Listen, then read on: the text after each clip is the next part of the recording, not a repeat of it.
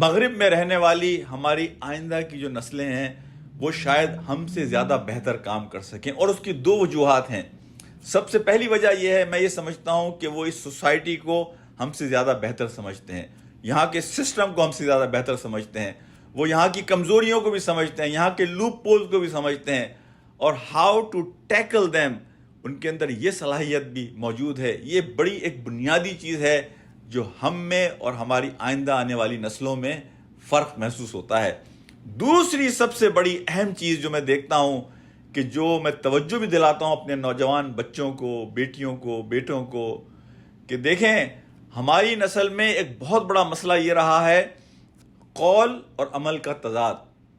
بچہ ہم سے یہ سوال کرتا ہے کہ یہ میرے ماں باپ جس خدا سے مجھے صبح شام ڈراتے ہیں، جس خدا کی اطاعت و فرما برداری کے لیے یہ مجھے مجبور کرتے ہیں صبح اور شام، یہ خود تو اس خدا سے ڈرتے نہیں ہیں، یہ خود تو اس خدا کی اطاعت و فرما برداری کرتے نہیں ہیں، اور یہ مجھ سے امید کرتے ہیں۔ یہ سوال میں ان کے ماتھے پہ لکھا دیکھتا ہوں کہ جب وہ میرے پاس آتے ہیں کاؤنسلنگ کے لیے مسائل کو لے کر۔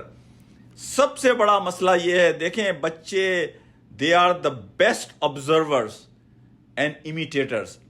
بچوں کی تربیت کے لیے میں ایک ٹرم استعمال کرتا ہوں، conscious vigilant silent parenting. Conscious vigilant silent parenting. اگر آپ بچے کے سامنے اس عمل کو ڈسپلے کریں گے جو بچے سے آپ ایکسپیکٹ کر رہے ہیں، تو آپ یہ دیکھیں گے کہ آپ کا بچہ آپ سے زیادہ آگے بڑھ کر اس کام کو کرے گا۔